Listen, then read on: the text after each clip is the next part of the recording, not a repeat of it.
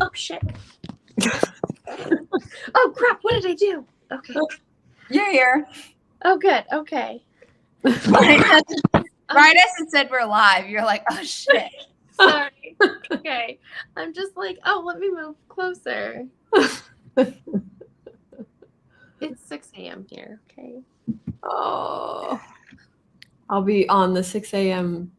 soon. I'm moving back on the 28th. Wow. Moving back to where? To LA. Oh. I feel like you just moved back to. I did, yeah. There's been some personal issues that I won't go into, but yeah. So I'm going back to LA. I'm going back home. Oh no. Yeah. I'm sorry about the personal issues. Like if you know. It's okay. At least everyone's healthy. You know, that's all that really matters. Knock on wood, as far as we know. Okay, that is what matters. But yeah. Yeah. Okay, I'm used to seeing people like before the stream being like, can't wait, but it's a Sunday, it's cold. I know, right? Like, I don't like getting up early before things either when it's winter. So I know. Hello. Hello. Did I remember to do all the banners? Yes, I did. Okay, my mouse just wasn't moving properly. If you all want to start your intro, so Amara, you're first. Oh, crap. That alphabet. Okay. I'm Amara. I write sometimes and read sometimes, and I chase crazy minions all the time. So I do have a YouTube channel where I talk about all those things. My name is Becca C. Smith, and I'm also an AuthorTuber. And I sew, I write, I do the things. I don't know.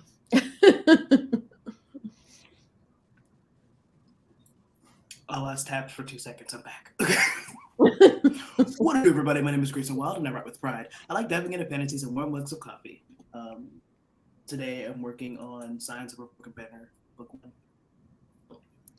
1. Oh, you froze for a second. What was the last word you said? I know. I said working on Signs of a Broken Banner, book 1. Oh, nice. Hi, I'm Samantha Trotfield. My debut publishes next year with Inimitable Books. You can add it on Goodreads now, The Legionnaire, and you can sign up for my cover reveal if you'd like on January 2nd. Yes. I'm very excited for that cover reveal. Because I have the paperback arcs at my apartment, and I was like, I want to show them off on camera, but I can't. That's the hardest part when you're like trying to do like a cover reveal, but then you're finished with the cover and you really want to show the cover. And I'm terrible at it. I just show it the day I finish. I'm like, I mean, but this isn't my cover. And I was like, nope. Like, no, I know. No, you're doing the right thing. That doing a cover reveal helps with marketing reasons. And like, you're going to do like everything right for the books under your publishing company. Whereas with your books, you're just like, here goes. It's a book. You don't even plan out any anticipation for stuff. You're just like, I wrote a book, it's out now. But not doing that with Sam's book, not doing that with Kelly's book. No, smart. I also want to share it. Yeah, it's like you just look at it and you're like, I know. It's like, I'm so excited. Yeah. I mean, poor Kelly is being such a trooper where she's like, I want to share the title. And I'm like, you can't yet. Like, oh. You know, like she talked about this series title for a long time, like on the podcast and on her other videos. And I was like, she's like, I don't have to take those down, do I? And I was like, no. And she's like, okay. Just, you can't say the book title once we finally decided on what it was going to be called. Right. Because there was a period of time where it was like, is the first book going to be called the series name? And if that's the case, are we changing the series name? Or is it, no, the first book and the series are going to be the same name? Yeah. And if that's the case, then like, you're not really doing a title reveal. And I'm like, yep. And also, that's not going to be the name of the first book. Right. The series name and the title of the first book are going to be different. Yeah, I struggled with what I call Hexfear on my channel, but like I didn't want to call it Hexfear because really Hexfear is just the representation of that alternate Earth, you know? So it's like it's more of the series. So I was like, I got to come up with a title. So it's you know, it's a fine balance between like enough marketing out there so people know what you're talking about, but also not doing too much so that they stop being excited too early. Right. And the problem is like when you have a YouTube channel, it's like I've been talking about Hexfear for 4 years. So when I start talking about the Severed and the Hunted, I know people are like, what? Is that a new book? Is that new? You know, and I'm like, no, that's the title. No, but it gets people interested. So they'll be like, oh, I'm up. I'm tuned in again. We'll see. But yeah, it's like I always have to do the caveat of Hexfear, the Severed and the Hunted, because at least with the YouTube channel stuff, you know, all the other stuff, no one really knows anything anyway, so I can just do the title. But okay, I'm creating the forest room. You know what? Yeah, when I was on your stream the other day, I realized like I don't think I've made friends with anybody on the Forest app. Oh, yeah. No, I mean, I did a while ago because I was trying to unlock the special pair house where it's like if you get see, I didn't get any of that. And you know, the achievements, like when they're talking about like, oh, if you get 15, like I just use the app and then I guess I'm too shy or something to ask people for their friends because I think I have 8 friends. I'll put my Forest email in the private chat. We could be friends. Okay. Yeah. I want to be friends. Okay, perfect. Are you inviting us or do I need to put this code in? Oh, there's mine. I keep forgetting friends is a thing too. Mine. Regina hit this. Regina. No worries. And Hannah also came in. I have the 4th title, and I say 4th title as in like the 4th acquired title, but I have it on my phone as like an ebook, so I can just read it because this author requested an edit letter, not just. I have Sam's book on my phone twice, and now I don't know which one's the final version. Oh, no. Great. Okay, I'll deal with that later. And it's like I just need to read the book. But I always feel so weird that like that's going to be what I'm doing this stream. So who knows? I hope that's what I'm going to be doing this stream. I wanted to get this done last week, but we'll see. Violet came in, just dropping by to like the stream and wish everyone a good day. I need a bit more sleep, so I can't say that's totally fair. Rest. No, I'm still trying to get my final edits done before Christmas, but really kind of before Wednesday because that's when my mom arrives here. So it's like I don't really want to be working while she's here. So I'm hoping today I can get a big chunk out. Well, I had a lot of plans, but a minion woke up. So I don't. If you see some like hairy like monster jumping around behind me, that's just a child, in a big fuzzy blanket. But I haven't worked on my book in months, and it's because I hit a wall and I'm like, oh, I don't like this, and then I remember I wrote a whole script of this story. Oh my God. And this is just an expanded version of that. So why am I not, I don't know, looking at the script and remembering how I already wrote that scene a year ago? Yes. I also have a whole beat sheet that I cannot find.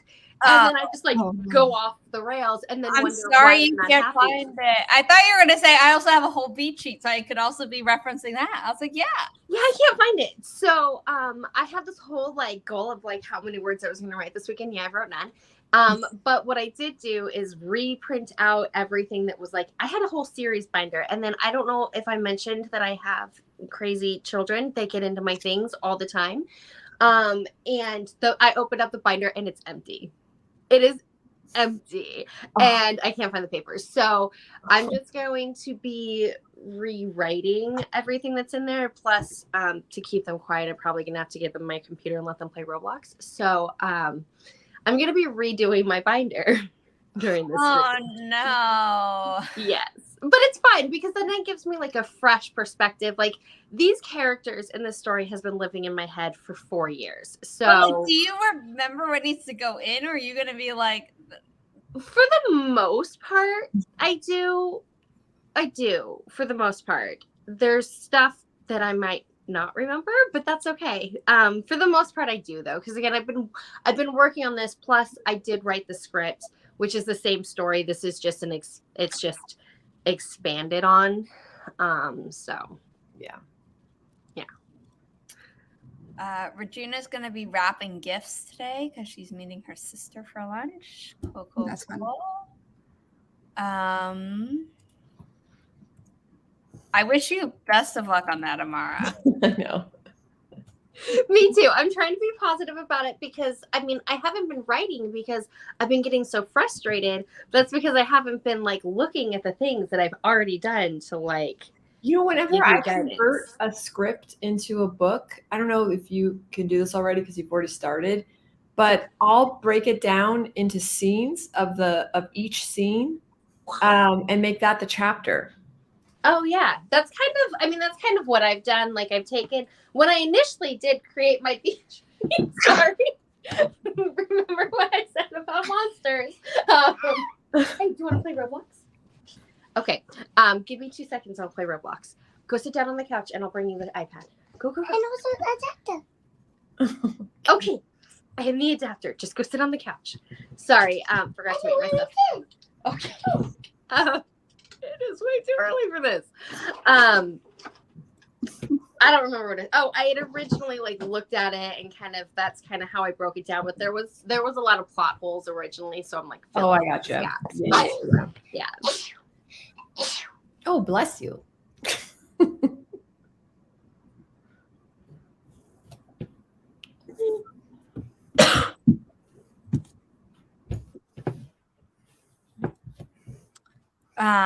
Okay, restarting the sprint. Let's do it. Okay, I was like, I didn't know if there was more negotiating going on with the child. Oh no, that can go on during the sprint. We're Can you good. tell me where to 3, 2, 1. Happy productivity, everyone.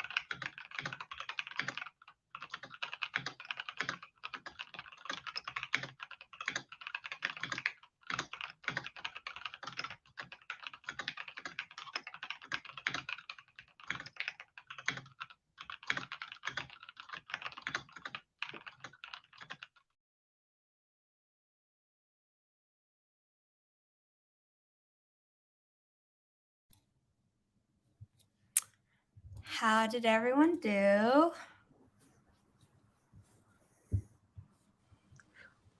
Well, I have the minion all set up on my iPad, which means I won't see him for another 8.5 hours, if at all, before bedtime, unless it dies. And got the binder up, so.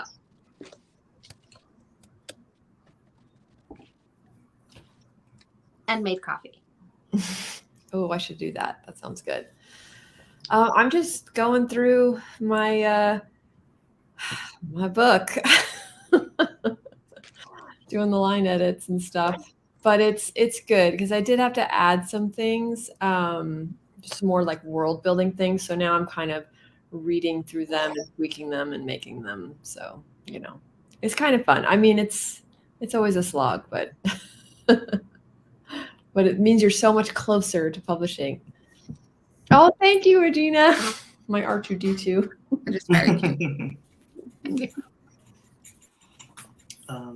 I got a lot of my task list organized for the day and answered a couple of emails.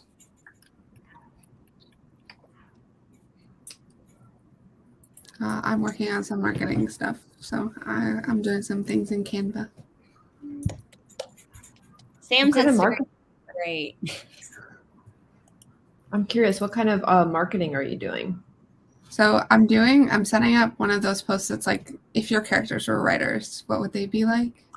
Okay. Oh, that's So I'm fun. working on figuring out like what tropes and things that they would like and genres that I think they would write in. That's fun. I haven't heard about that. That sounds good.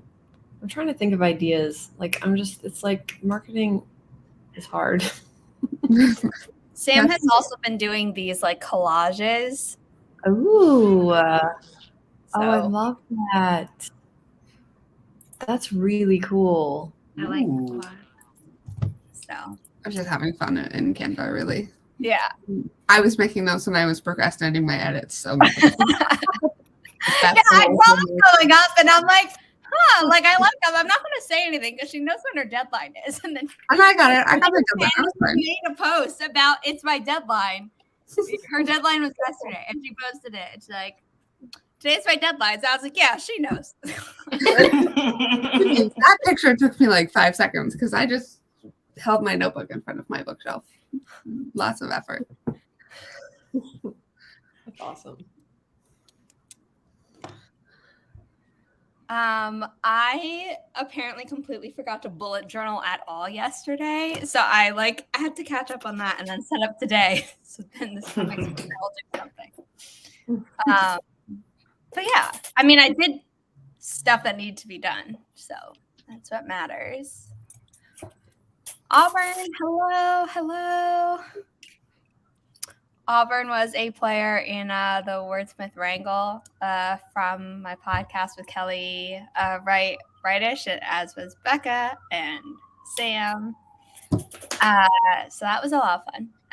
And we'll be doing it again next year with different players, but we will.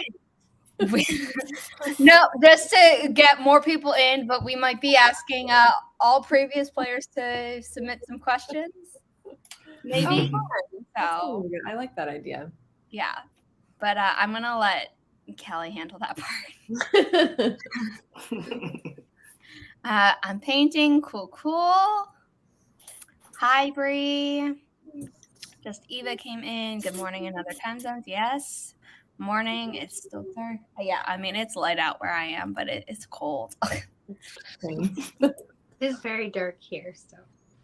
Yeah. Well, you're also like, it is not 9:46 a.m. for you. Yeah.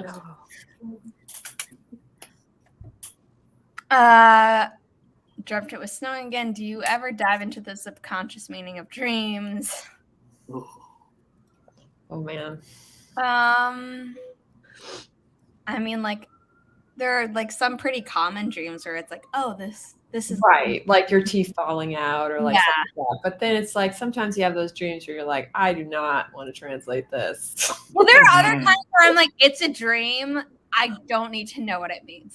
Yeah, but you kind of Not even if like, oh, I think knows. it's like if I dreamt it was snowing and I woke up and it wasn't, I'd be like, okay, like Yeah. Wishful thinking, maybe. Like, and I would just move on.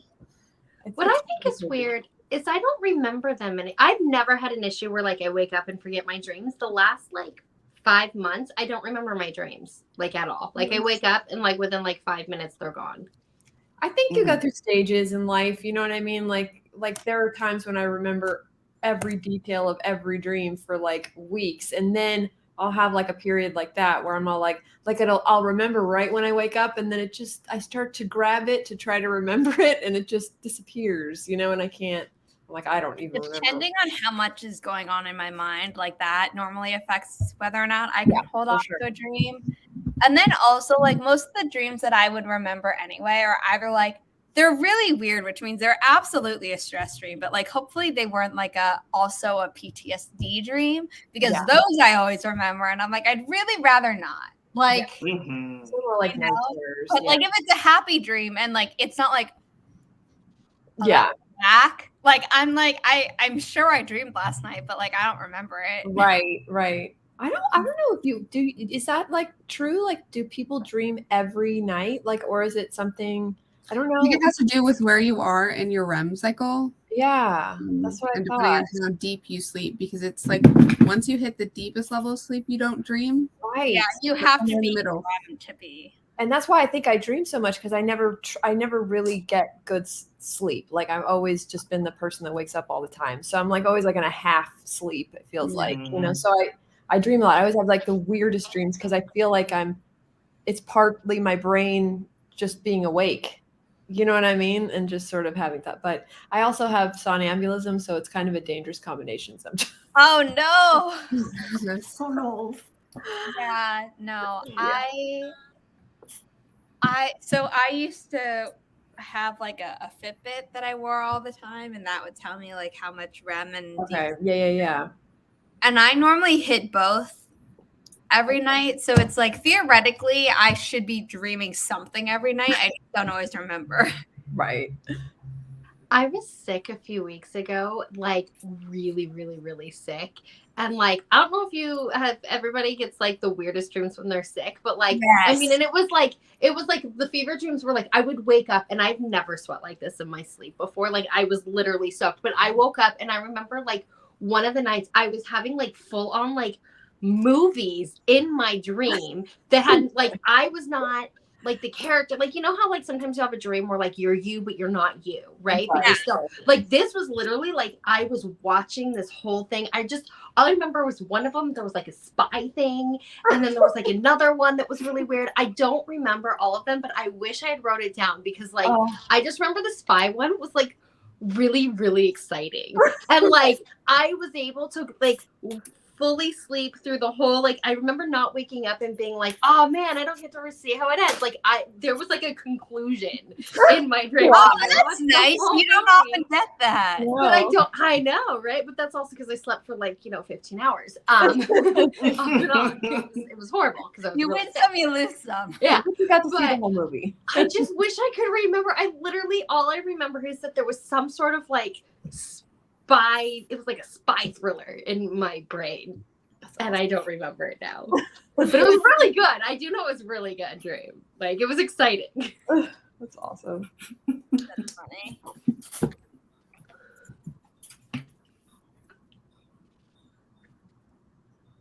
I feel like that same dream though, like if it were happening to dream you, you'd be like, this, I would like to wake up. This is exhausting. Right? Like, I know I was not the spy. I was just like watching the action and being like, oh, what's happening? Like, that's all I remember is like the excitement of waking up and being like, all right, cool, I'm covered in sweat. That part sucks. I'm still like half dead. But the dream was really exciting. My favorite dreams. Oh no, I was just saying, some joy in your sickness. Yeah. My favorite dreams are like if I've read a really good book and then I dream about it and I wake up and I'm like, that would be a really good book. And then it's like, wait, no, it was a really good book because it's already a book that you've read before, and that's why you're dreaming about it.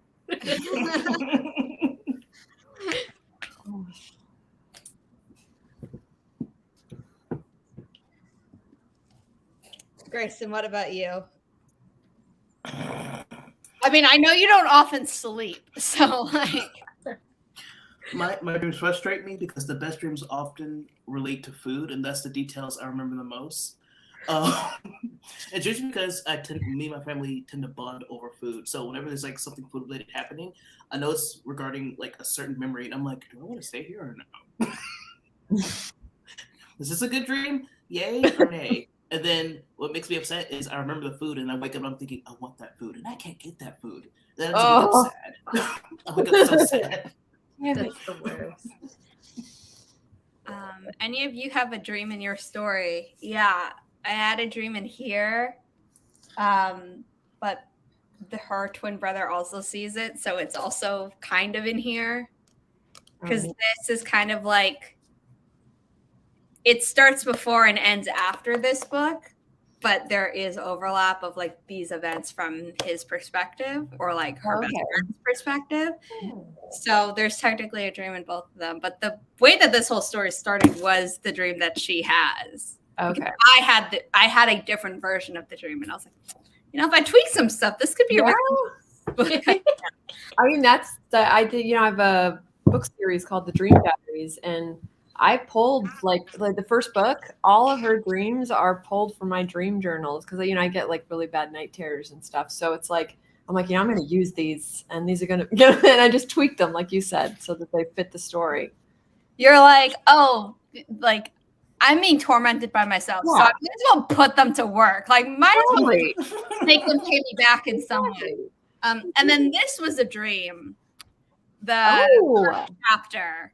Nice. So a lot of story ideas of mine actually come from a dream, except the matchmakers, which Amazon is being so weird. They're like, you'll get it on December 31st. I was like, I ordered it 2 weeks ago. Like, why is this taking so long? That was an exception because I was completely awake and I had to go to a health seminar as part to get my health class credit as a senior in high school, and I was like, okay, I don't know, neuroscience of attraction sounds interesting. And they're like, so here's this like science experiment that we've done with voles, and I was thinking in my mind, I was like, what if we did to humans? I was like, I'm not gonna ask that, I'm gonna sound like a psycho. Luckily someone else in the seminar asked like, oh, can it be done to humans? I was like, thank you. Like, I don't have to Google this.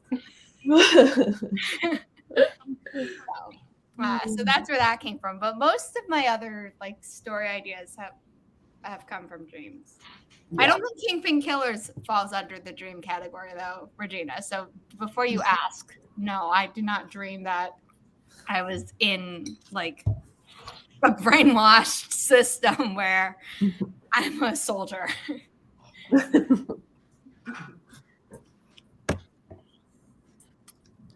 That's okay, Eva.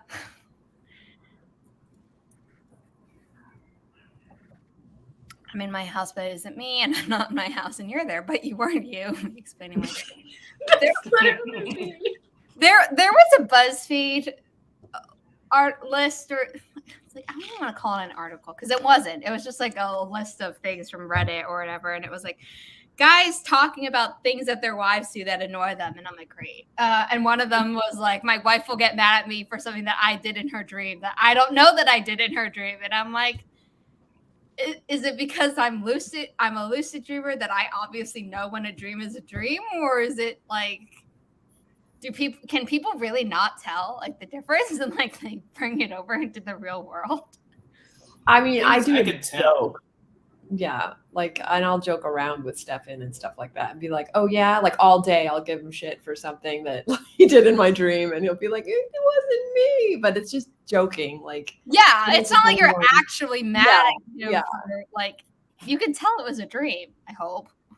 Yeah. Well, the problem with not really remembering your dreams is that sometimes you'll dream something and then you'll wake up and you'll just have that lingering feeling. Like, I guess I dreamt, there was one day, like, I dreamt that my boyfriend and I broke up, and then I woke up and forgot that that was a dream, but just, like, had this feeling like we broke up, and I was, like, super sad, like, didn't want to get out of bed, and it was, like, an hour, and then I was, like, I got a text from him, and I'm like, what? I was like, oh, yeah, we didn't break up.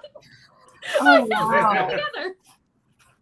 Okay, but, like, this is stuff, like, that makes sense. Like, having, like, the the emotional hangover of it. Right. Being Right. Yes. Like being full on mad that like you obviously remember blank happened in a dream. Yeah. So then why are you punishing real life person for what happened in your dream? I tend to joke with my partners about it. It's usually something that's ridiculous. I know that they wouldn't do. Yeah, And I exactly. wake up, the first thing I do is I beeline to his bedroom and I stare at him and go, if you ever. He goes, I didn't do it. I won't do it. I don't know what it is. I didn't do it. He's like, I'm innocent. I swear. It's just a common thing. See, that's cute. Like, that's a joke. That's cute. Yeah. Problem is my ex-husband, he would get like mad at me for things I did in my dream that he knew was dreaming, but was convinced that because he's dreaming it was real. Oh. But he was also weirdo, which is why he's my ex-husband. So right. Yeah. yeah, but like, so I'm like the person that I'm like on the other side where like I Right. would be like, I'm like, why are you so mad at me? And he's like, because you did this, this, and this in my dream. And I'm like, but it's a dream. He's like, yeah, but if you did it in my dream, then that must be because you're like really. But he was also weird and used to like get mad. Like I'd be at work and he'd be like, you're outside. And I'm like, dude, the little location tracker shows me in a tree. Do you really think I'm climbing trees at work? Like, am I just like hopping out the 3rd floor and just like hanging out in a tree when I'm working? It's Sam's birthday if you missed the start of this stream. So I put a little hat on Riley. Oh, so happy cute. birthday. Thank you. She's very confused. It's okay, baby. I'd do that to Snake, but he'd probably scratch me. Doesn't like that. I just learned that like if I just sit still, she'll put me down eventually. Yeah, I guess Snake's kind of like that too. Like he has like the face of like, I'm putting up with this because I know it's gonna put me down. Riley will is actually really good about letting us put her in like winter clothes because I think she realizes that like no, I actually am cold if they forget to put this on. Yeah, everything else, she's like, this is pointless, but like they never make me suffer for too long. So yes. All 3 cats give that same spaced out what is happening stare, and they stare at the ceiling just lost. So I'm like, okay. My dog is like an expert of getting out of clothing. It's like on for 2 minutes, and then somehow he has it all the way off his body. I'm like, I don't even know how he managed that. I don't have dog clothes for him, but I have been known to take some of the kids' like baby shirts or like little shirts and put them on him. He hates it so much, but he looks so cute. Sweet. Okay, we're going to start our second sprint on that happy, cute note. No. 3, 2, 1. Happy productivity, everyone.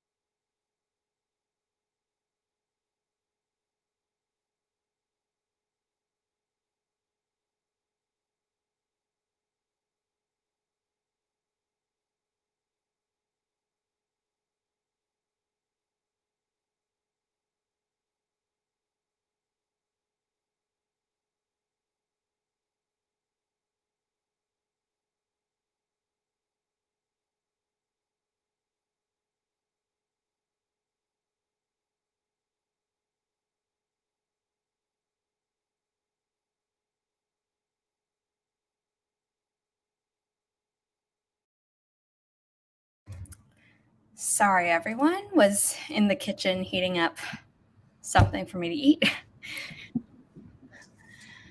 How did everyone else do? Pretty good. It's nice because like I've already done most of these things. So it's just like refreshing my brain. So I rewrote my character profile for my main character and my second like most important character. And then also eavesdropped on my kids because they're weird. Yeah, they're playing Roblox, and then I'm like, I hear somebody being like, it sounds like somebody's calling, and I'm like, who are you talking to? And they're like, oh, we're just calling each other because they have two different devices, and I'm like, okay. And then Jesse's like, it says no spam calls, please wait, and I'm like, who are you spam calling? And he goes, oh, it's just me, and I'm like, that's wrong.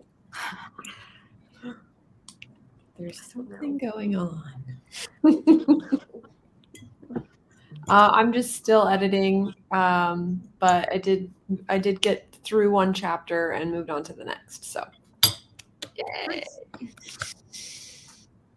I can't wait to have that book in my hand. Well, I know I'm actually excited because I know you were talking about this too. But now that Ingram Spark has the on the hardbacks where you can do the I haven't looked into it in too much detail. I don't know if you have yet, but like.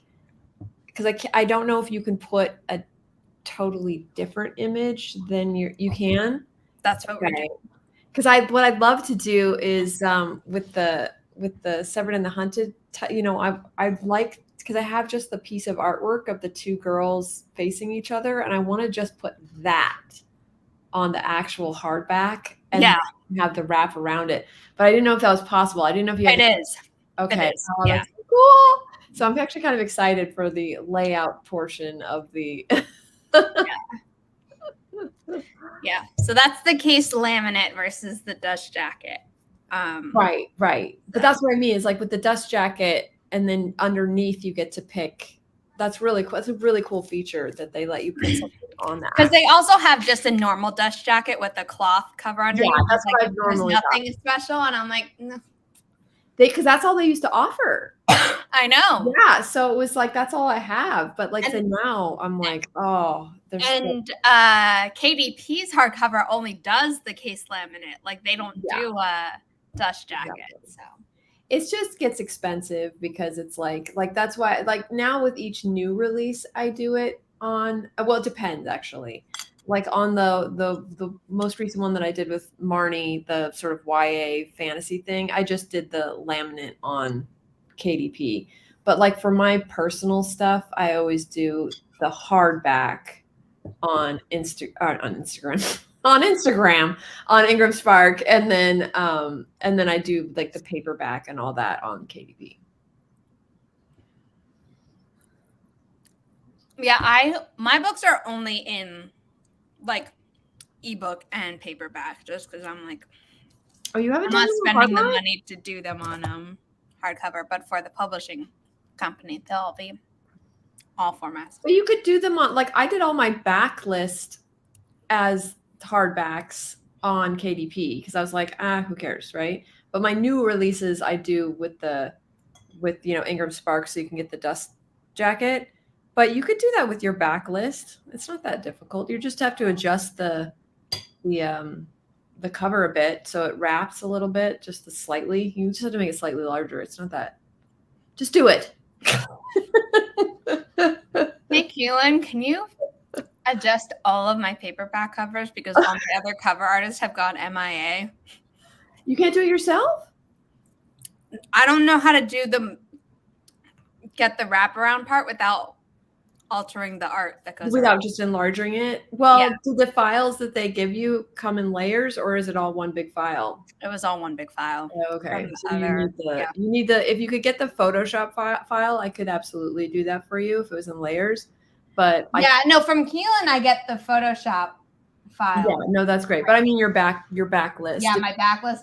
Yeah. Dang it. Well, you could probably make it work. You could fudge it a little. You could try it. I'm just saying. Becca really wants me to put my books in hardcover. I do, because it is nice. Like I did them all, like all 17, and so I have a copy. So it's like, I had them on paperback, which is great and amazing. But like now they're all on, even though it's the laminate. I really actually kind of like the laminate too, but it's like, I don't know. I like having it on hardback, and you should too. I'm kidding. New covers for the back, like that. I'd have to pay for new covers. That's like not an expense that I could do. Yeah, no, I really think that you could. I don't know. Well, we'll talk. No, not what you're saying. What Eva is saying. I know. Hiring a new artist, yeah, that would be a whole lot of money. Like I think you could make your covers work. Yeah, no, they would. It's really just the resizing thing where it's like, because I don't have the Photoshop files myself, I can't. I feel like I might be able to. I don't know. We'll talk afterwards. And, yeah. Cool. I don't know why I'm obsessed with getting your books on hard copy. I don't know either, but I just want them to be. I'm like, no, you have to. It's just something you have to do.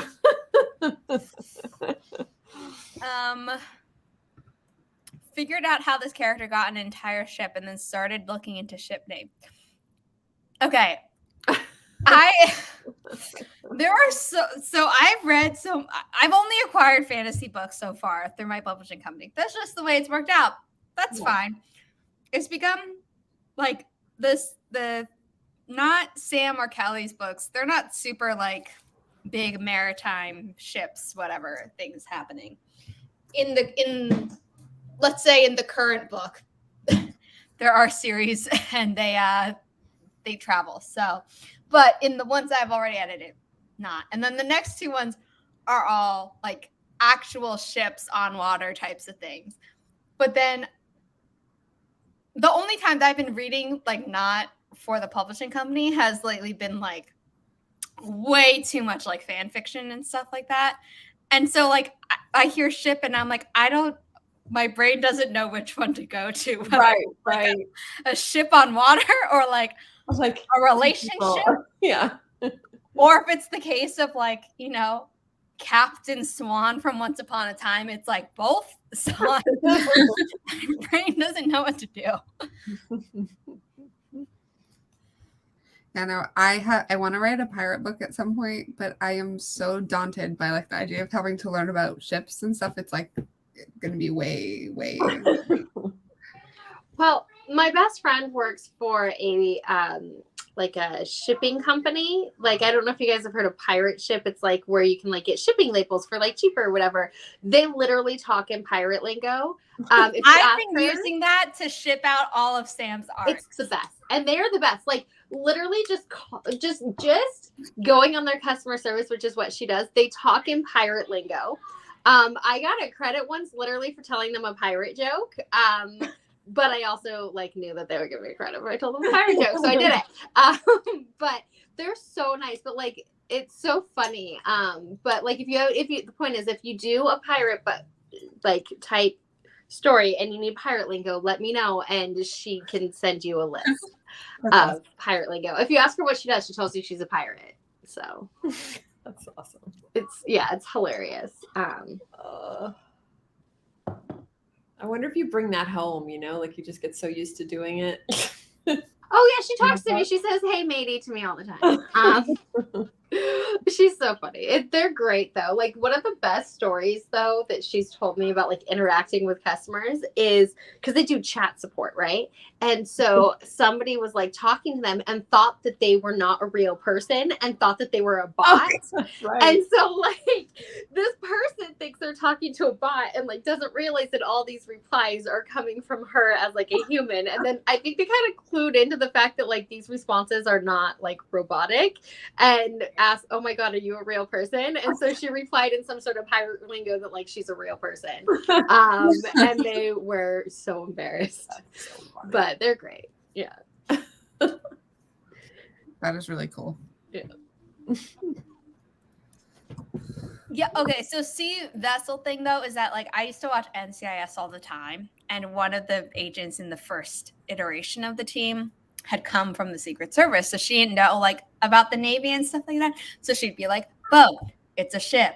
ship. No, this one's a boat. So it's like we're distinguishing things between them.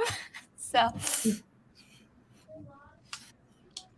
but if you're talking about like, you know, a fantasy book, I assume that all boats are ships unless it's like a little skiff. Right. Exactly. And then like, is it a ship though? Really? Who knows? Compensating.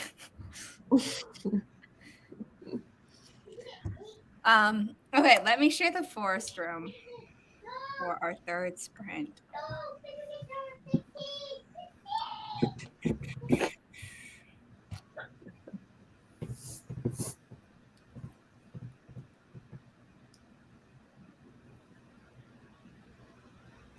Okay.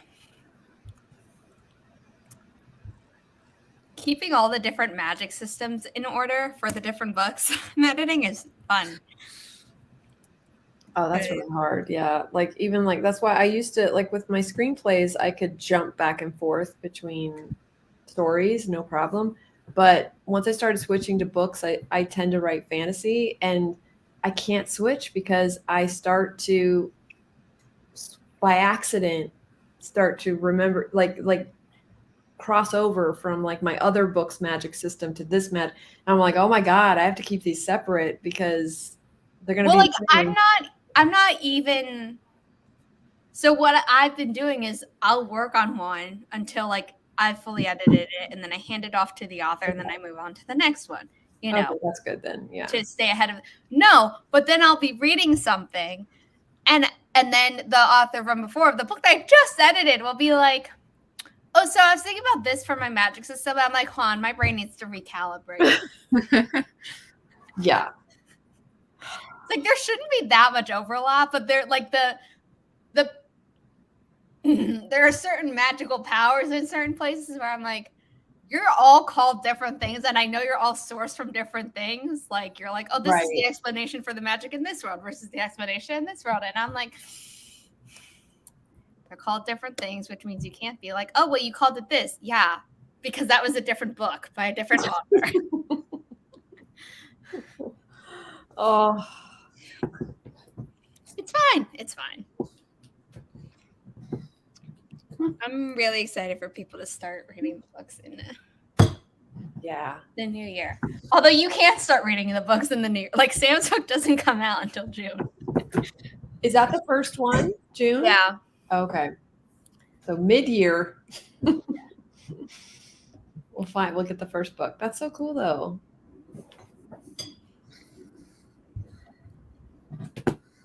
I mean, really, it's only mid-year so that we can have, like, so we could give reviewers enough time to, like, do what they need to and have a pre-order campaign. Because if it were like me, where it's like, oh, we're just dropping the book and surprise it's out, like, we could have had it ready for the it's pretty much ready to go. Right. Like, the marketing side is like, oh, no, you need time to actually, like, make people want to read this. Yeah. That seems like a tricky like thing. Like, like how do you decide like how much time? Like, because you don't want to wait too long because then they lose interest, but you don't want to do it too soon because then they're not excited enough. Like that seems like a really tricky it's balancing act that I would not want to do. So a lot of traditional publishing will be like a year, and I'm like, I feel like that's too long.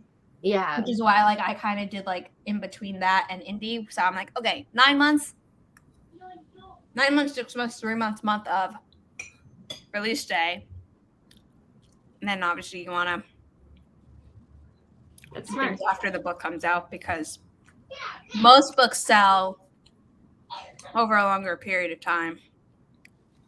Yeah, my number one seller is still Riser, and I wrote that 11 years ago. So yeah, it's just it's weird. It's like just what people are looking for, I guess. You know, I don't know.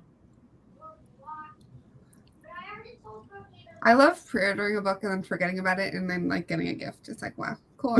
I know, right?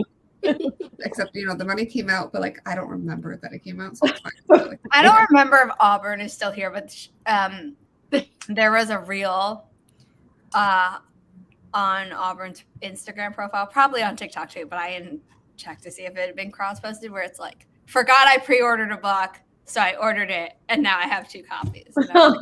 it's like, out of all the problems to have, is that really a problem? Yeah, that's a good problem. Well, I did that, not a pre-order thing, but I was ordering books for the kids for Christmas because I've gotten really into like the whole Dogman series or whatever.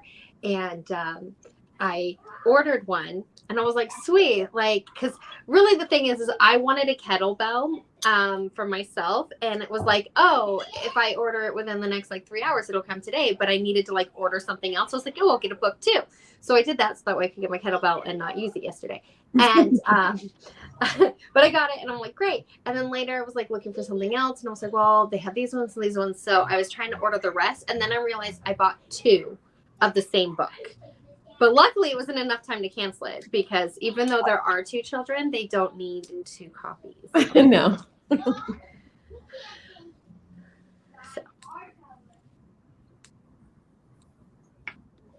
Yeah, it's weird. Like some of my series used to do really well, and now, but yeah, for some reason, the Riser saga just keeps kicking. That's good though. No, it's good. Happy It's for good. you. But it's just yeah. I mean, but I've obviously written other series since then that and I think I hope I've grown in 11 years as a writer. So I feel like they're better, but who knows, Then of course you go through the imposter syndrome and you go like, maybe that was the only books I could ever write, and those are it. I live in imposter syndrome, so like I'm the president. The only time we're confident is I'm the president of imposter syndrome. But any other time, it's like, no, I'm not. Yeah, exactly. Total confidence. CEO of imposter syndrome. self-doubt. Oh yeah, that's my best friend. Got it. Check. Yeah, I just put a book out and like I don't do marketing for it, and I really should because I'd like people to read my books because like I don't just write them for me. Right. Otherwise, I'd put them on my blog for free and things like that. But it's hard because it was easier to market back when I released Riser, and I think that's kind of what kept me in it. Like things like BookBub, they were easy to get into. You know what I mean? And it was just like now they're almost impossible. Like whenever I do a BookBub, I think it's maybe if I'm lucky once a year, and even then it's just like you have to apply every 4 weeks or you're really not going to get in, and it's just it's like where I did it when they first started, so it was like sure, like they needed people, you know what I mean? So yeah. Plus social media, the algorithm is changing all the time. So even if Absolutely. you had something that was doing really well, like Instagram could change and then it's gone. Yeah, no, completely. Well, that's the thing that I forgot who I was talking to about, but it's almost like publishing books, self-publishing books is the same as trying to do social media marketing because you're essentially just throwing it out there and hoping it sticks. And it's like, it's really hard, if you don't have that budget to do, advertising and things like that, because even if you have a small budget, advertising doesn't do much because all the kind of advertising you can do is pay-per-click and people are always going to be outbidding you because they have bigger budgets. So it's just like, it's a really tough situation to be into because do you spend all of your time working on the marketing, which essentially is like, or you spend all your time working on the writing, you know what I mean? But they're both kind of like, oh, let's see if it works. Do I get in the algorithm? Here we go. And they're both kind of the same thing. So I constantly struggle with that. Like, what am I doing? Yeah. And then also, how do you decide what you're focusing on, like platforms and algorithms? Which one do you focus on, right? Like Instagram was always the big thing. Now TikTok's blowing up, but now there's all these TikTok lawsuits and possible bans in certain countries. So do you just abandon TikTok? Like I started TikTok. I've been like figuring out like, do I want to make YouTube, TikTok, this and that? Honestly, I don't even think I'm going to bother with it anymore because who knows where that one's gonna be? Like I don't know. Like it's blown up Here's so big, the thing but is is it that like I think if people like start, if you haven't started making short form videos, like I personally haven't, just because like I don't really care and I know this is a choice I'm making for myself. But like I'm encouraging my authors to, and like Sam has, and Kelly, and Kay and Malin and things like that. Where I'll send them like, here's a book marketing idea that if you want to do cool. I'm not going to make you make a TikTok account if you don't have one, but like if you have an Instagram account and feel like hopping on this like cool marketing idea trend, then like put up a reel, you know, like this is it's so random. The format type of thing. But like I'm not going to tell any of my authors you have to be on this certain platform. Right.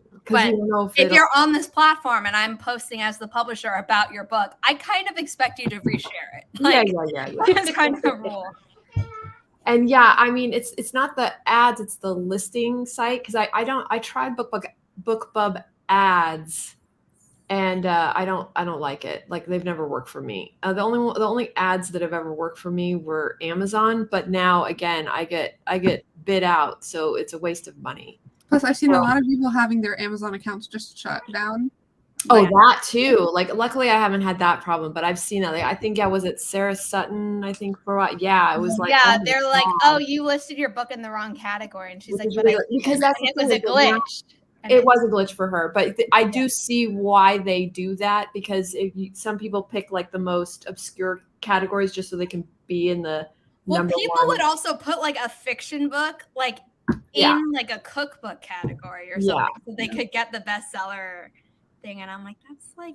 Yeah, and I don't really know how much it really does for you anyway if you get the little banner, except that you can put it on your social media. But because it doesn't, I mean, I've had it before on books that do okay. You know what I mean? Like it didn't do, I don't think it did much, you know, it just was like, oh, cool. Like it's cool personally. Like you personally are like, oh, look, you know, and you get the like, I'm an Amazon bestseller, but it's neat and it's like, cool. But like, that's kind of about it. Like for me, that it did anything for me. So yeah, I mean, marketing is hard. Like it's changed. I mean, I was talking about this the other day. Like I would love to come up with something unique, you know, like there was this girl that got on the New York Times bestseller list.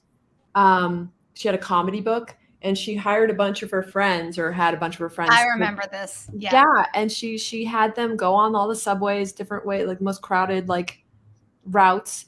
And then she'd have them just pretend to be reading the book and laugh like hysterically. And so people would keep on looking and like, what are you reading? And like, she made it to the New York Times bestseller list just by doing that. So it didn't cost her much, but it was like a great idea. It's like, I feel like with indie authors, it's like we almost have to think outside the box because right now, especially, like I said, like starting 10 years ago was different, but now it's so oversaturated that we have to like think of different ways. Like it's always good to do the true and steady, you know, newsletters, you know, and reels now and things like that, of course. But it feels like there needs to be something different, something new. Yeah. So think of it, Sarah.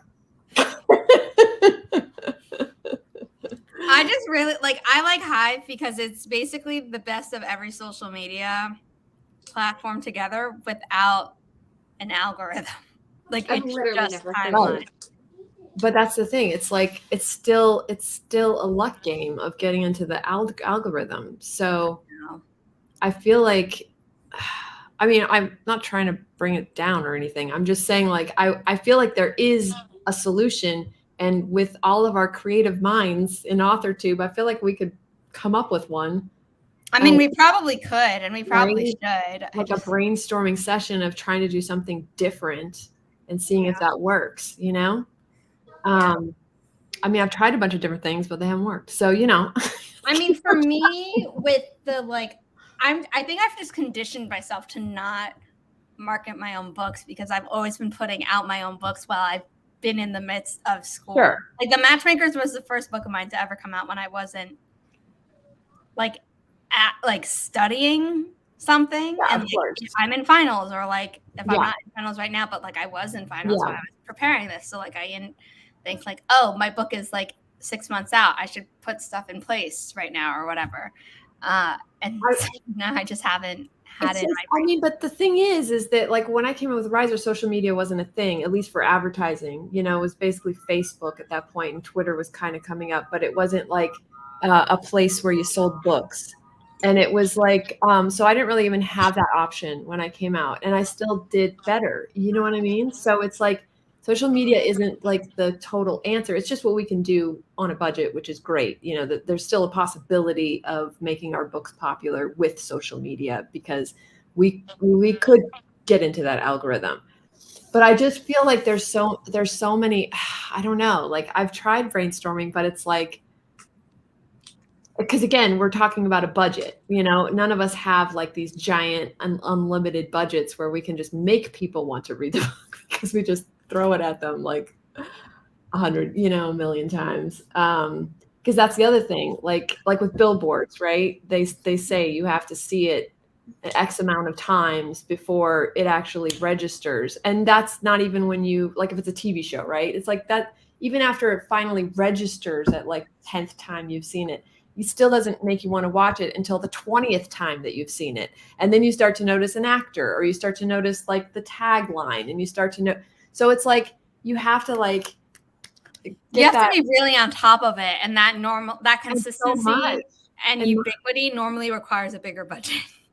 Exactly. Like, if and even then though, if it like based on my teachers knew how to use like their super expensive software to like socially listen for like trends online and things like that. Okay. But even then it's like, if you don't catch it, I know, on the way up, like yeah. You collected all the data of like, hey, this is a trend, but you collected all the data when it was already it's the person that started the trend. That's what I'm saying. If we could be the person that comes up with the new idea that starts the trend, that, you know what I mean? Like, obviously it's still a luck game, but it's just, anyway, it's a fascinating topic that it's like, I obviously haven't cracked it. It's fascinating and stressful. Like, I'm listening to this and I'm like, so I know. We don't mean to stress you out. No, I'm just thinking like how happy I am right now that, because when I was searching for jobs, okay, like I've been trying to leave like the toxic job I had before for 6 years, like for the most of this year. And I kept applying for places and it wasn't going through. And then finally, like I was interviewing with this marketing company. And it would have been a brand new position working directly under like the owner. And they don't do like, it was like huge budget, like acquisitions of like major companies and stuff. And it was this great position, probably would have paid more than what I'm making. It was comparable, but a little bit more than what I'm making with the job I ended up taking. But like I was interviewing for that when I randomly get an email from Scholastic that was like, hey, we interviewed you like 4 months ago. We want to interview you again if you're still looking for a job, because they put me on a thing that was like, when we find a position, call her back. And I ended up taking the job with Scholastic, and I'm so happy. Like listening to this conversation too, I'm like, I loved the lady I would have been working for. I thought that that's what I wanted to get into. It would have been a great position, maybe made more money. But like just listening to this conversation, I'm like, I am so glad that that is not my job. Like, I am so glad that instead I just get to talk to librarians at schools and like set up book fairs. Like that is like, I love my day every day. When that I go to probably work. Is like child me's dream job. Yeah. It is so great. You guys. Like the book fair was the happiest week of school for me when I was like not at a happy school. There's a lot, like I'm big, like there have been times that like I literally will keep working after I clock out just because like my territory is just mine. Like there's nobody else really like working my territory. So like if I don't finish certain things, like I have to get them done. But like I don't mind. Like with my old job, it was like, okay, I can clock out in like 3 minutes. Like I'm counting down, and then like there's an Mara-shaped hole through my own wall, right? Like because I work from home. But here I'm like, I don't mind. Like I love my day so much when I get to go to work. So I'm like listening to this conversation, I'm like, I am so glad I chose what I did, because although it would have been a great position,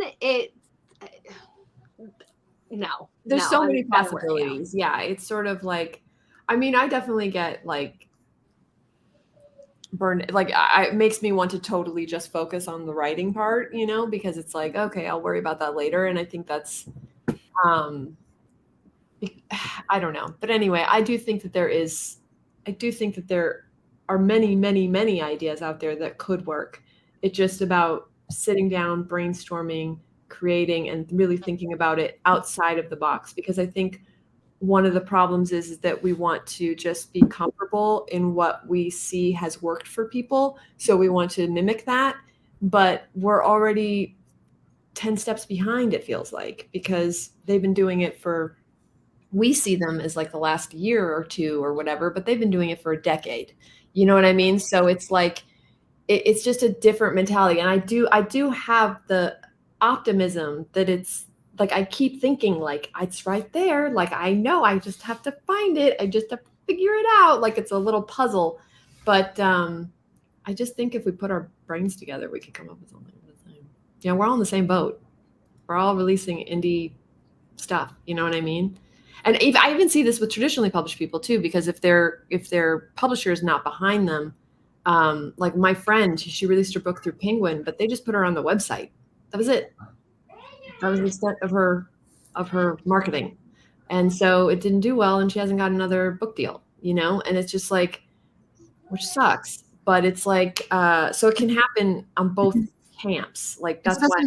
Vicious cycle too, because it's like Penguin didn't put the money in to do the marketing, so the book didn't sell well, but now she can't sell more books because Penguin didn't put the money in the first place. Exactly. It's like this cycle, and it's very frustrating for her, because that's the path she wants to go down. She doesn't want to do all of it, you know, and do the indie route. So she's actually now like going on as a pen name, because, you know, it has to be like different, like that, because then they ruined her track. Yeah, exactly. So it's just like, so there are ways around it, but it's just sort of frustrating, because now her next book won't be under her name if she gets a deal, you know?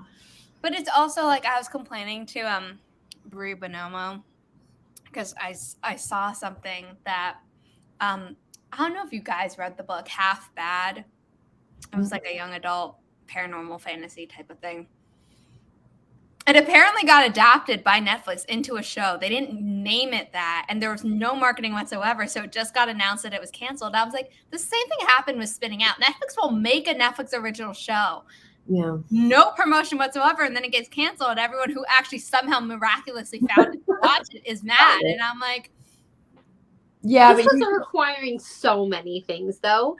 Like, they're just constantly like pushing out, and then like the problem is they're not any good anymore. Like, some of them are good, but like what I don't understand is like, okay, it's one thing if a company is like, you know, like with A/B testing with like marketing or whatever, and it's like you're throwing a lot of things at the wall to see what sticks. Like, okay, but if you're making something, like if you're putting in the budget to make something, whether it be a book or a show, and then so you've made the thing, which means you've sunk costs into it, and then you don't put any promotion behind it to see if it's going to do well. Like, you just threw money away. But they don't care. Like, it's money to burn. Like, they make money on the subscriptions, not on the shows. So it's like the people, the creators, because I have Stefan's friends from college ended up doing a Netflix show, and it only lasted like one season because they gave them the money, but Netflix had literally gave them reign to do whatever they wanted. Like, they didn't give a shit. They just gave them the budget.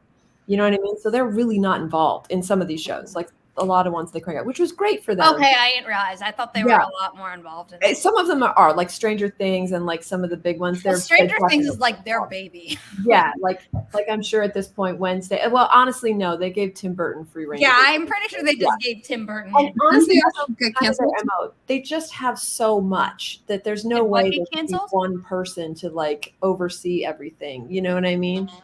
They're big titles. Yes, I'm sure they have some involvement, but at the same time, even with Stranger Things, I'm sure they trust the Duffer Brothers to do whatever the heck they want, you know? Yeah. So, yeah, I don't know. I mean, I'd take a Netflix show. I don't care if it lasts one season. Oh, no. Like, I'm sure that if you're the person getting paid by Netflix, like, you're not. I just meant like as a viewer, I'm like, yeah, no, if it just gets made, like, that's still money that, like, I know it's small potatoes to them, but I'm still like, you want an It's frustrating that it is, but yes. Like, I would think that you'd want an investment back on whatever you're spending, even if you're like, oh, this is like not even like 2% of the budget. Like, yeah, I don't know what they're thinking. So, you know. Anyway, finances. I have the finance tax call for the company later this week. Sarcasm, heavy sarcasm. I've tracked every expense though, so it's not like I'm unprepared. I'm more just like, taxes. Who likes to talk about that? Okay. In 3, 2, 1. Happy productivity, everyone.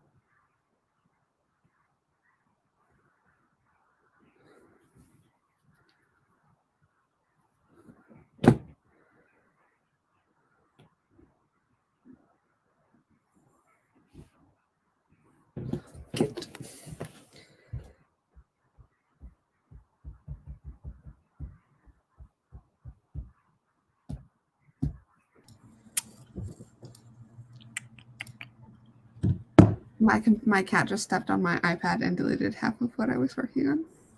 No. No. Oh, kitty. Oh. Bad kitty. What did everyone else do? Ouch. Yikes. That sucks. I found one half of my beat sheet. That's awesome. So, I remembered I have these like boxes of like papers and stuff. Because here's what happened. I decided that I wanted to watch all of 13 Reasons Why because I'd never seen it before. And I just was like, in a way, I was just like, let's just ruin my mental health for a couple of days. And so I didn't want the kids to watch it. So I gave them permission to come in my room and watch TV on my TV. The next thing I know, I come in here, there's writing on the walls. There's literally like, I have like drawers. Like they just ransacked my room, which I also can't say anything because when I was their age, I also used to steal my dad's mail because like I was nosy. And so I just like read his mail and then be like, oh no, I'm going to get caught and throw it away. They just don't think about like getting caught. So I come in and all my papers are mixed up and everything. So I just threw them all in boxes. I spent time separating everything. I've been staring at this box for like a week thinking that one of these had like Jason's like school paperwork and then the other one had Jesse's because that's how I originally had it. No, apparently this is the box of everything that I've ever written basically. Like this has so much stuff. Like I found a good chunk of where like what was originally in the binder. That some of it I have to rewrite. Some of it doesn't matter. But at least like I can read back what I was originally thinking. And I found half of the beat sheet. The part that I don't really need right now because I've already outlined those chapters. But at least like it's been helpful because there are certain things that I had originally wrote down that then when I was trying to rethink about it, I had changed and I like my original like notation better. Okay. So this was helpful. I also found a unwritten down beat sheet. So now I don't have to reprint anything. And I found my original script. So instead of reading it, I think that's what I'm going to do for the rest of the day is like instead of reading it on the computer, I'm just going to like snuggle in my bed and read my script and make notes. Nice. So that's what I did. Oh, and I got breakfast, which is I'm eating ice cream for breakfast. So honestly, I couldn't tell what it was. At first, I was like, if it's a mug of coffee and that's your breakfast, that also seems legit, like for a group of writers. Right. No, I'm having ice cream for breakfast, and I don't even care. I mean, come on. I mean, that's the that is the goal breakfast. And I mean, it's the whole pint is only 290 calories, and I didn't eat the whole pint, so like it's fine. Actually, like don't you need like 400 calories in a breakfast anyway? So you're not even hitting your calorie count. Exactly, and I'm only having half. So like there's probably less in my pint of ice cream than like a Starbucks coffee. So yeah, for sure. I just edited again. Still going. Be going for a while. Grayson.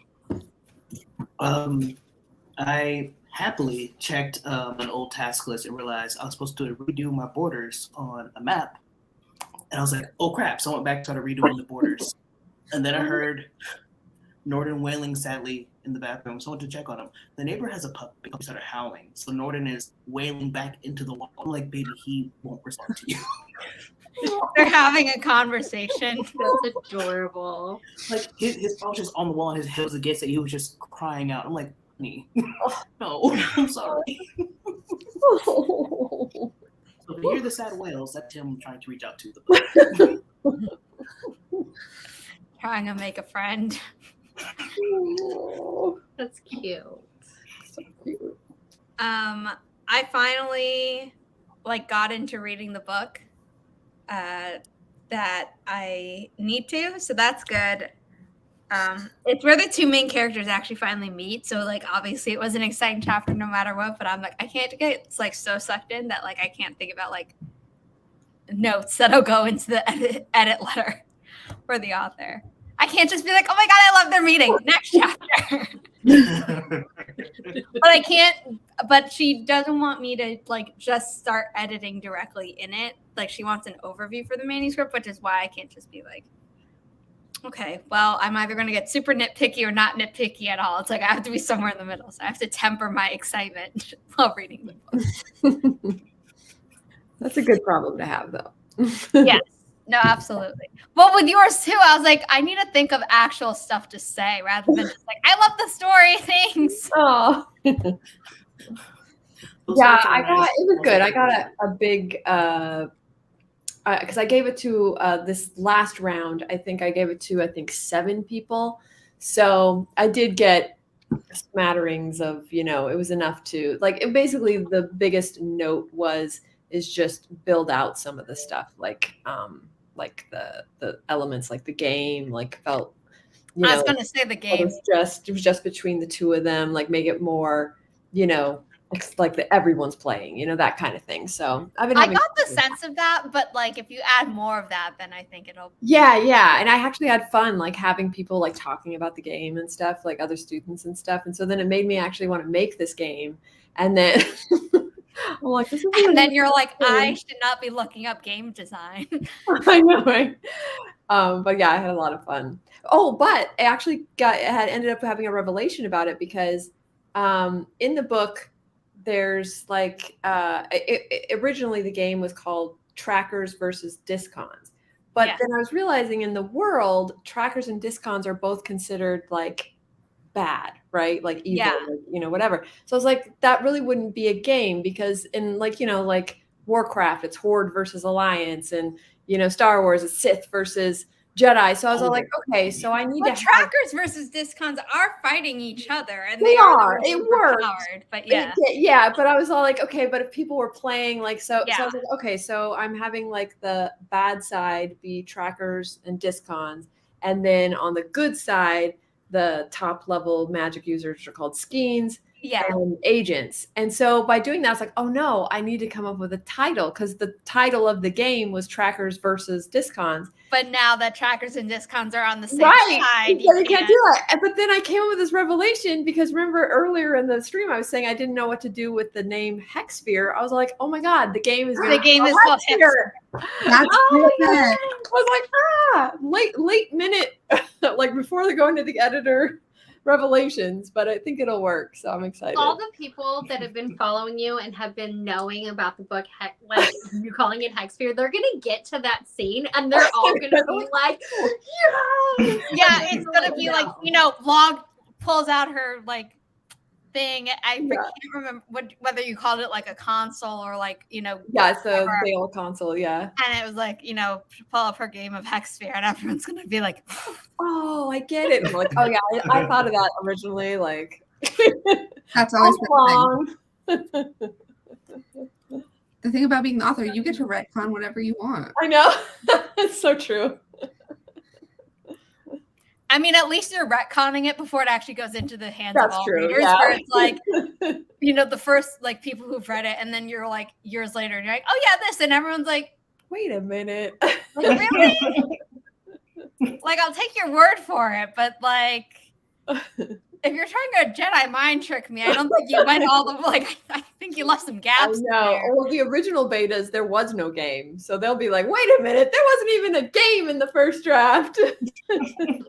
I will say that when that thing happens in the game and she's like, oh, shoot, as a reader, I was like, oh, shoot. I feel like that's going to come back later. I was like, oh, no. This feels really bad. For the character. It was great for the story. But I was like, oh, no. Was there, when you mentioned trying to contain your excitement? Yeah. That's one of my issues because I have a couple of beta readers, so I'll send them something and I'll get pages of, oh my God, I love this. I'm like, that's great, but I need actual notes, guys.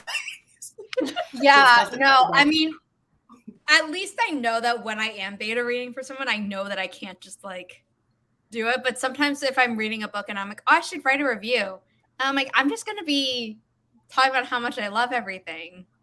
Is that helpful? Is that going to be seen as suspicious? And then I just forget because of my ADHD. But it's, yeah. I'm the worst beta reader. I just get too excited. I'm just every comment's just I really like this. I like this. I like this. Like, I don't have that critical eye really. Like, I do a little bit with like other people's books too, but I think that it's hard too when you know the person you're beta reading for, because like you just are so happy all the time that like it's harder to, for me personally, it's harder to be critical. But also like usually I'm only beta reading for people that are already really good. And so like I just love everything. And that's literally every comment is I just love everything. Well, if someone is asked like specifically, like, oh, I'm looking for plot holes or where you get confused or pacing issues, that I can always be like, okay, that's more of a general thing. So like, even if I absolutely love something, I could make sure that I'm paying attention to that. But if they're like, oh, pay attention to this super minute thing, and if I get really into the book, I'm like, I might have to read this again to like actually do what they asked me to do. So I know one thing I did was my quote unquote live action responses, which I only did a couple times for someone. I was like, oh, I'm reading it now. Do you want my responses now? They're like, sure. So through Instagram, I was spamming them with these notes. So like they get a first couple seconds of, oh my God. And then, I really like this. This is really nice. And I explain why I liked it, why, or parts I didn't like. But the first couple of hits is like, like me freaking out. And they're like, yes, thank you.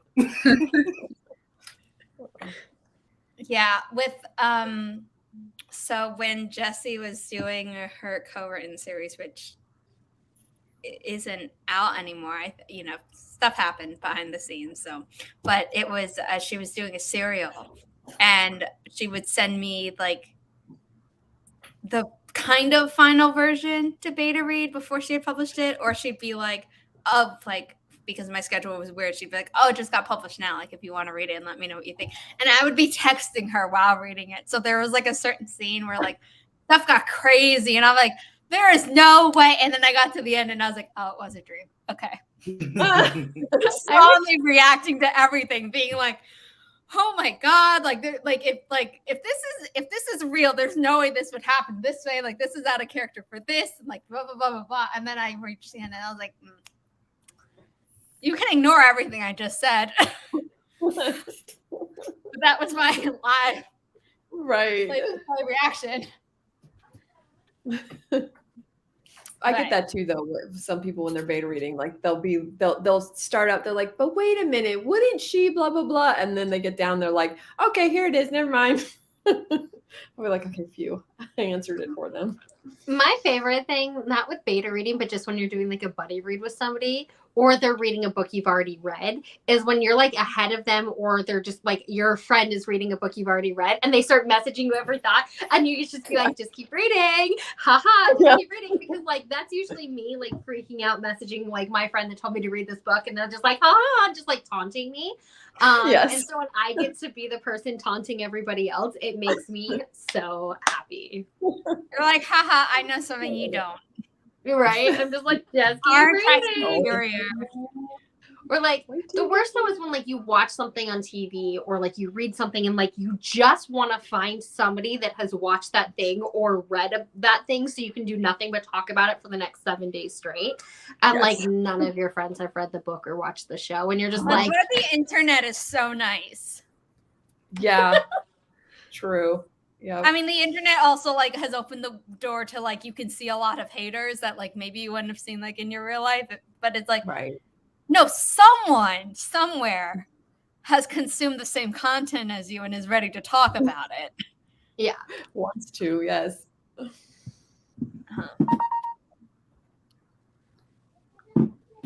I just heard someone airdrop. Yeah, that was me. Sorry. No, that's fine. Normally, I'm the one who's doing it, and everyone is like, what was that? I was like, that was me. Sorry. So now it's like, Sam, also, I requested access to the Canva design.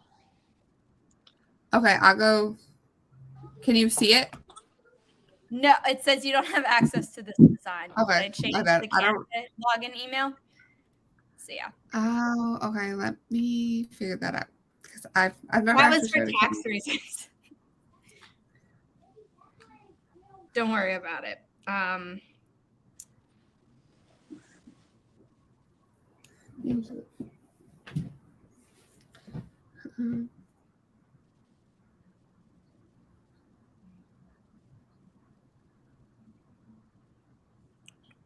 Do you want me to use the Inimitable Books email? Yes. Sam, did you add a photo to your Forest account? I don't think so. Okay, then where did you disappear? Because all of a sudden I see you with the dog, and I don't remember if it's your dog. I don't think I added a picture. Nope. Okay, no, that was someone else. Okay. Okay. I was like, where'd you go on this list?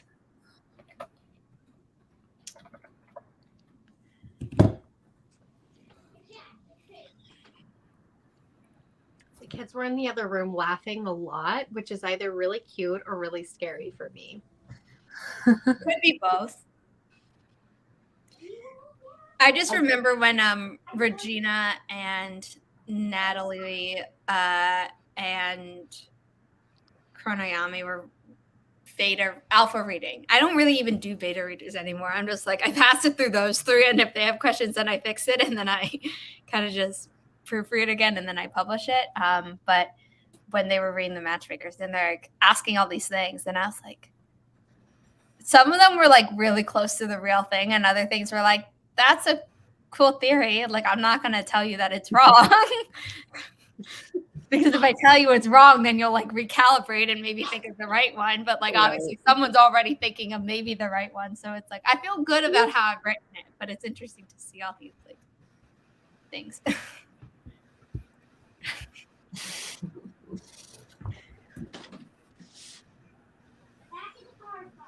Okay. Final sprint.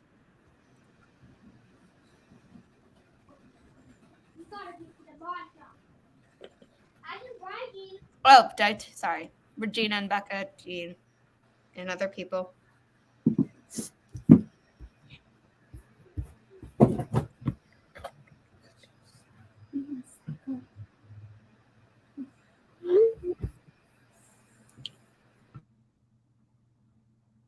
Oh, by the way, did you get back what your cat deleted or no? I redid it. Okay. It was like I was using Procreate and she stepped on it. So then we had 3 fingers, between us on the thing. So it started undoing everything. But she doesn't understand. It's my desk. I like this, what you just sent. Okay.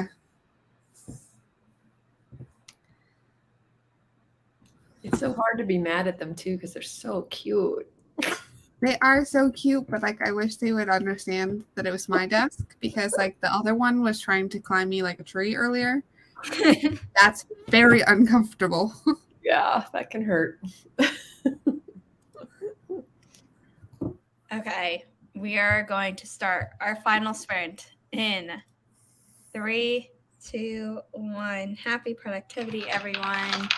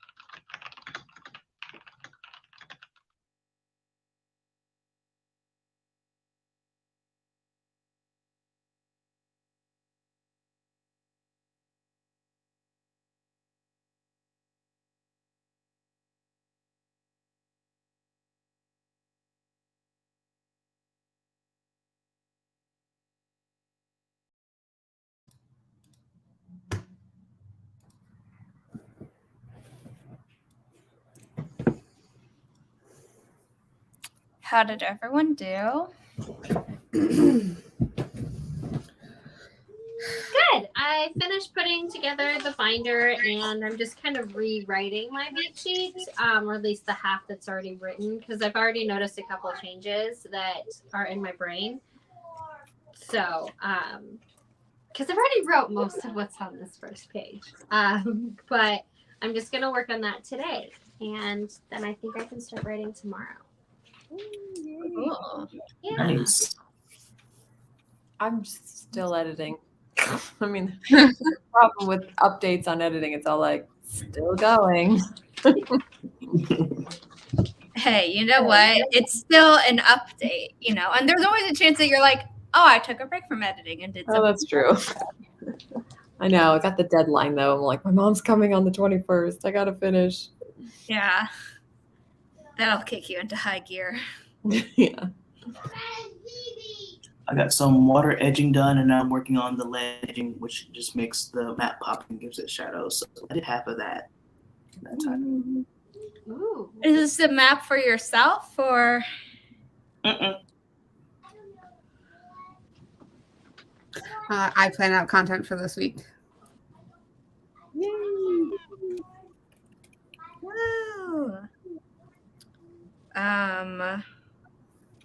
Let's see, how many chapters did I? It's hard because I didn't get through a full, round number of chapters. I got through 1, 2. I think I got through 3.5. Yeah. 3.5, but it's going well, and I really wish I could start editing on the nitty-gritty level because it's it'll just be one step closer, but no, it's good.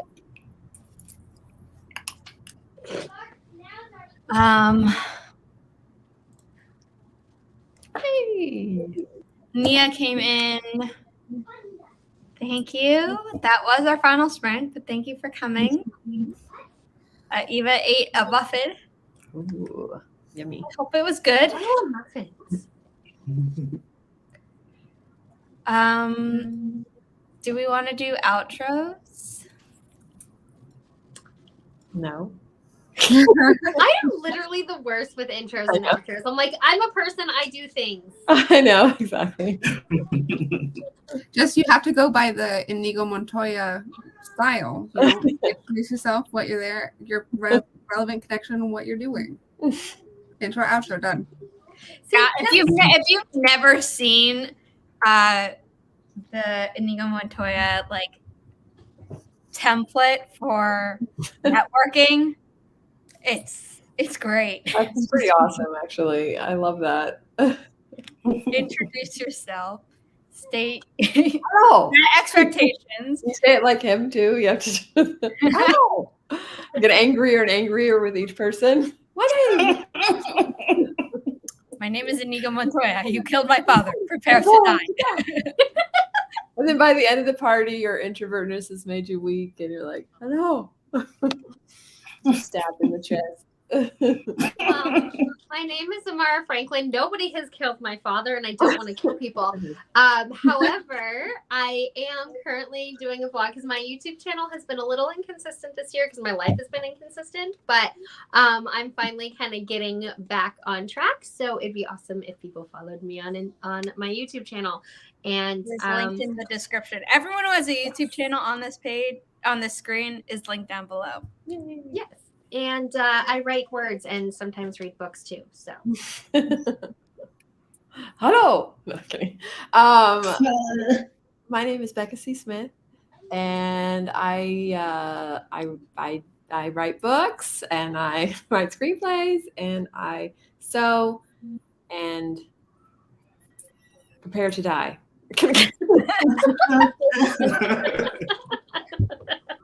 Yeah, it works. It really does. Love it. I'm Grayson Wild. No one has killed my father yet. I write books, I draw maps, and I chase kitties around the house. Please don't die. Please. I promise I won't kill you. I think we're all slightly delirious.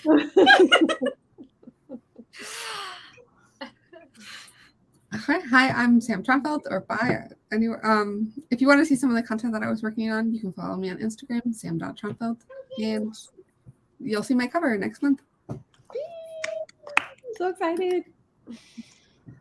You can join the cover reveal at this link. Oh, okay.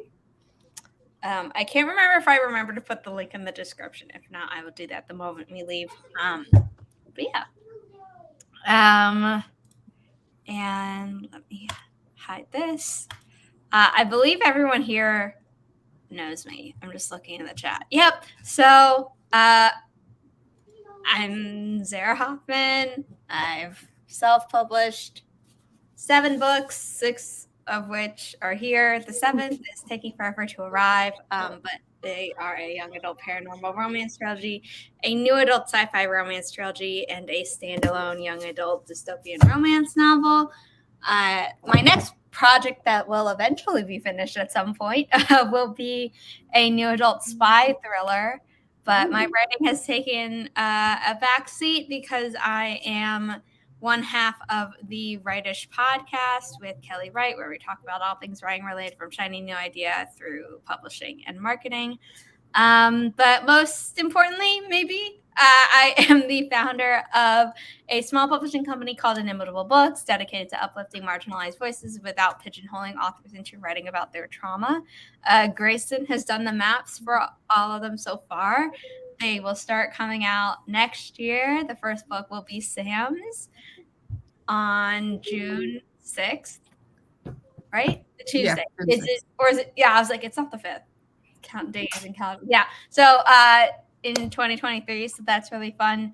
And then Kay came in, and she's the book that I've been reading. Oh, nice. Loving it, Kay. So yeah. And then also Mia's doing some illustrations for some of the titles. And yeah, all exciting. I will be streaming on Tuesday at 9 a.m. Eastern on my Twitch, which is twitch.tv/Zara Hoffman. So if you're not following me there, please do. Thanks to everyone who is here. I might be doing some pop-up streams, probably not this coming week, but like the next week before the end of the year. So be sure to subscribe and hit the bell so you don't miss any pop-up streams from me. And thank you to everyone who has joined me on screen today. And, you know, we'll be sending out the January form at some point. Okay. Bye. Bye.